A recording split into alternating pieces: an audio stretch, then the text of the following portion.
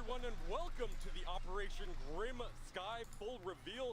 My name is Justin Kruger, community developer on Rainbow Six Siege, and today we are about to go over all the details of our two new operators, Maverick and Clash. And we have a new rework in the works coming to you very soon, the rework of Hereford. And to help me break down all of these details, please welcome our two panelists, Jeremy Dowsett, level designer, and Emilian Lomé, game designer. How you guys doing? I'm doing good, man. How are you? I'm doing fantastic. These events have been amazing. The games have been amazing. Emilian, how's your event been so far? That week has been incredible. It's insane to see the crowd, to see the team at the level they have. It's fantastic. Such a good time. The crowd has been incredible this entire event. They've been going crazy, and I know they cannot wait to get into some of this content that we got coming up. And so let's get right into it. Without further ado, let's take a look at Hereford Base, our reworked Hereford Base. Jeremy, let's, for those people that don't know what a rework is, what exactly is a rework? A rework is an opportunity for the team to go through and look at legacy maps that we've built. And in this case, Hereford was the first map that we actually built and prototyped the game on.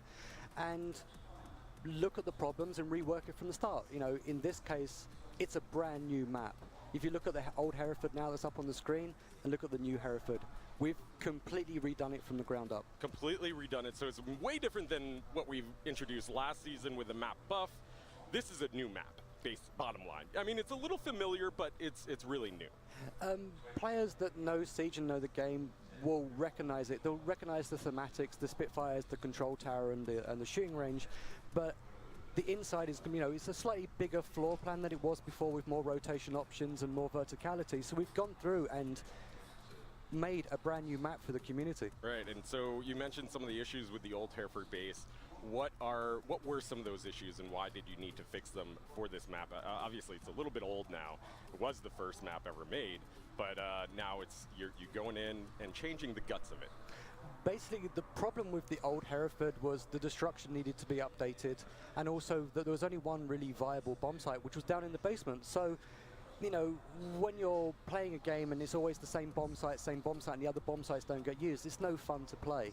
So what we've done now is 4 bomb sites, more stairs, more verticality, more destruction, and just made it so it's actually a much more viable and much more fun map to play. As a level designer, do you feel as though that's one of the biggest challenges and most important aspects of your job, to see that variety in bomb site selection in order to have a balanced map?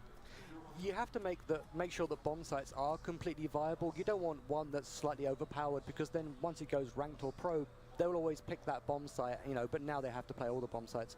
But the real thing is, you want viable bomb sites, you want variety in the map, and you do really want it to be balanced and to play well as much as humanly possible. Yeah, and a really key thing that we were talking about last time you were up here in May at the Atlantic City Finals was rotations. And for Villa, rotations were integrated into that from the beginning, but the old Hereford had some issues with rotations. And what have you guys done to resolve some of that? You mentioned the stairs as well, but tell us a little bit about that. Well, the problem when you look at it from a single staircase map is there's no viability of rotation.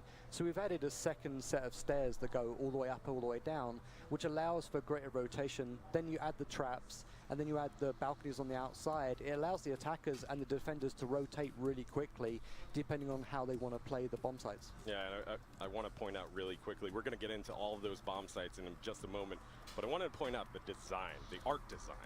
You and your team and the art team back in Montreal have done an incredible job at revamping this map. The art team, again, have done an absolutely superb job. You know, it feels like Hereford. It doesn't feel like it's a completely alien space. It feels like Hereford. It looks like Hereford. It's got the same thematics, the same feel. Like, Max and the art team in Montreal did an absolutely superb job. Of course, it's England, so they made it rain, which kind of irks, you feel insulted? It irks me a little bit that it's raining. It doesn't rain in England all the time, but you know, it's Grim Sky. It's raining. You know, it fits really well with the operation. Fits it. You feel it. You feel the ambiance. You feel the environment. And I think you know, I got tweeted at when we first revealed this map. One of the tweets that I received was, you know, it feels as though as as though I imagined exactly how it would be in the books. So, you know, it's going back to a little bit of that thematics that we really wanted to introduce with Hereford. The old art style was a little bit gray all over the place. Hard to do a lot of call-outs on that as well. It impacted gameplay. And I think players will be pleasantly surprised when they enter into Hereford for the first time. It's definitely not a problem anymore. The thematics are very strong, and it's great to hear that people feel that when they see this map now, they feel like it's come from the books. You know, that's what we strive to achieve at all times, is to go through and make it feel like a real living, breathing place, you know. And like I said, the art team did an amazing job on this, and I'm super proud to have worked on the map with the other designers. Yeah, all right, so let's go into the spawns and into this building and break it down bomb site by bomb site, because I really want to get into the guts of this. But let's start with the spawn points. What has changed with the spawn points? Nothing much has really changed with the spawn points. You've still got Control Tower, the shooting range, and the Spitfire courtyard. So that will feel very familiar to anyone that's played Hereford, and hopefully the entire community has. So nothing's really changed. The approaches have changed. Because obviously the outside's completely changed, the inside's changed. The approaches have changed a little bit, but they're pretty well sheltered, and they're very good approach lines for. So in terms of those approaches, you know, a lot of those elements, a lot of those objects that were there before have completely been redesigned. Yes, everything's been redesigned. Yeah, cool. All right, so let's get into the guts of this building. Jeremy, I know you're excited to break it down. We're going to be going floor by floor, starting with the 3rd floor down all the way to the basement. So let's start with that 3rd floor bomb sites, and we have ammo and tractor on the 3rd floor. How you got a tractor on the 3rd floor is beyond me, but you know, break down the strategy for this. Ammo and tractor is actually one of the bomb sites that we actually had the most trouble with. It wasn't very viable, and we had to rework it a few times. It's a very open space with not too much cover, so it does make it quite tricky to actually go through and defend. There's no direct access really to a bomb site, so as per usual you have to commit to the bomb site to actually go through and be able to attack it, or you know, attack it fully. It's really interesting because you're looking for the attackers to come from the balcony or from the 2 stairs that come up. Yeah, and we're going to be taking a look at that that entranceway in just a moment, but you know, that strategy of defending from the balcony, from the outside, from the top. How is that for you as a designer to really design that defense point? It's actually really fun to design something like that, and there's a few little tips and tricks you can actually use as an attacker. Remember, there is a drone vent up on the roof, so if you need to drone that bomb site, or if you need to drone any bomb site, you can go top down or bottom up. But what makes this so fun is there's so many avenues for the attackers to come at you from the stairs or from the balcony, so you can feint out the defenders quite easily. Yeah, from the stairs or even the roof. I feel like there's going to be a lot of external rotations on this map.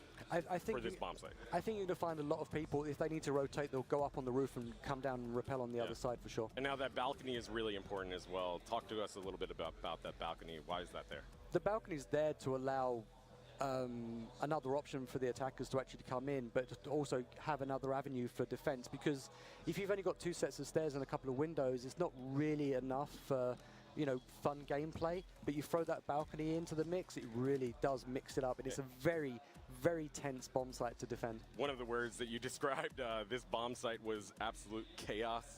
It's so much fun. Even when we're playtesting it internally, like you can hear the team screaming, like just because sometimes you just get hit and you just don't expect to know where it's coming from, and it just comes from every side, and there's not much cover, and you're just running for hell. It's so much fun to play. I think the community is going to love this one. And I mean, that's where we always start with on our maps. Our operators is fun, right? Yeah. So that's what you're trying to achieve here. All right, let's move on to the 2nd floor. We have kids' room and master bedroom on the 2nd floor. Let's take a look at these bomb sites here. Tell us a little bit about the strategy behind defending and attacking the 2nd floor. Kids' room, master bedroom is a really good area to go through and play. It's a very viable bomb site. It's an awful lot of fun. You see in the kids' bedroom, there's the bunk beds and there's the bomb right on the side, and it's really fun to try and defend the bomb. Like if you got someone staying back and trying to hold the area, and there's a lot of options to actually extend your defense on this floor for sure. Yeah, and you mentioned that verticality. Yes. And that verticality comes into play on the second floor really, really importantly because you have those hatches, you have those line of sight floors on both sides. Yeah. On the floors and the ceilings. So how are players going to be defending against that verticality on this floor? It's a tricky one. I haven't quite figured it out myself yet, but you'll generally find people there are areas that aren't actually destructible floor, and you'll find a lot of people will be rotating through those areas, knowing that they've actually got a little safe passage for a period of time. But you can get shot, like you said, from above or from below, so you're never really safe. Yeah, I think that's one of the key things on this new rework is that verticality, and we'll see it throughout the map entirely on that third floor, on that second floor. And now let's move on to the first floor, where we have kitchen dining room. Tell us about the strategies that you'll see on kitchen dining room, and what has changed on the first floor, Jeremy? Okay, what's changed on the first floor is there was that massive choke. That massive hallway where you have the choke point at the entrance and the choke point at the stairs, and chaos in the middle. So is that still there? No, that's not there anymore. Okay. We've the entire floor plan for the entire map has changed, but you know, obviously you don't want choke points when you're designing a map, so we've taken as many of the choke points, you know, as you can actually out of the map. So the corridor's not straight. You've still got quite good line of sight. You know, playing with a mirror wall is actually really quite fun. Well, actually, on all the bomb sites is really fun. But I find that playing a mirror on this site is really nice, and because you can destroy the walls between the two bomb sites, it allows for really fast rotations. But it is the ground floor, so you've also got the problem of you're defending the windows because the attackers can get to you really quickly, or they can just come through the basement up the stairs. Yeah. You know, so it's one of those bomb sites that it's really fun to play, but you need to get your strats down really well to figure out what you're going to do, and communication is key. Speaking of coming in through the basement, let's take a look at our basement map, or basement bomb sites, where we have brewery and fermentation room.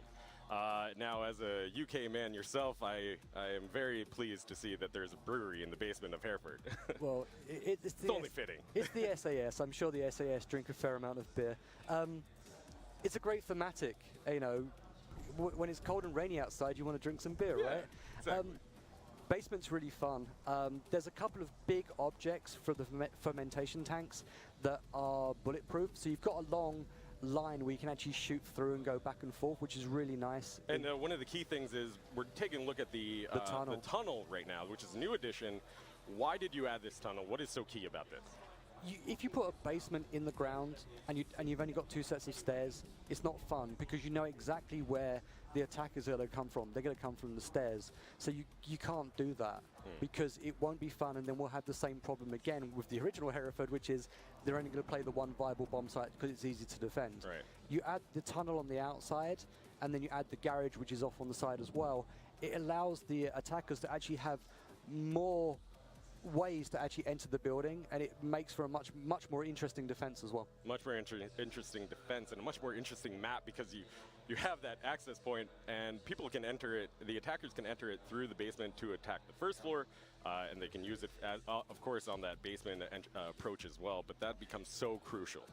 Of course, it's one of those things where, you know, when you watch the pros plays and you watch you know, ranked level players play, you watch them droning a lot of the time, and this map allows for droning from the basement. So you can go through and check for the roamers, and it allows from roaming from the top as well, so you can actually come down with your drone from the roof, and you're in relative safety on the roof, and you're in relative safety outside when you're down by the basement as well. So it allows anyone that's playing a roaming game and a droning out game to actually allows them a lot of options for sure. A lot of option, a lot of creativity, a lot of strategy that I'm sure we'll see once this hits the test server.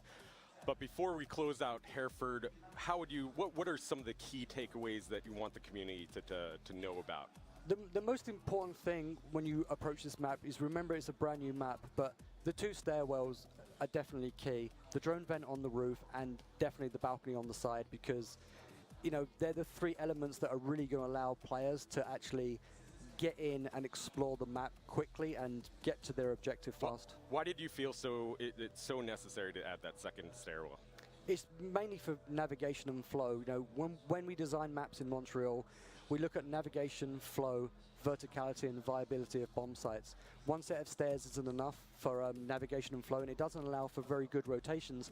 So obviously you need to add a second set of stairs. Now, when you've got two sets of stairs, you're essentially creating two choke points where you can get stopped quite quickly. So if you add the balcony as another option, you know, it allows people to run around and roam much easier. So it allows the verticality in the roaming game to be much stronger. Yeah, and of course, as we also wrap up with the balcony becomes that amazing external approach for the attackers and a nightmare, potential nightmare for the defenders as well. I wouldn't say nightmare. I'd say it's just it's kind of fun because when you get it right, it feels so good. So good. But when you're slightly off your game and you're not hitting your shots, yeah, it can lead to a world of pain very quickly. Yeah, that's for sure.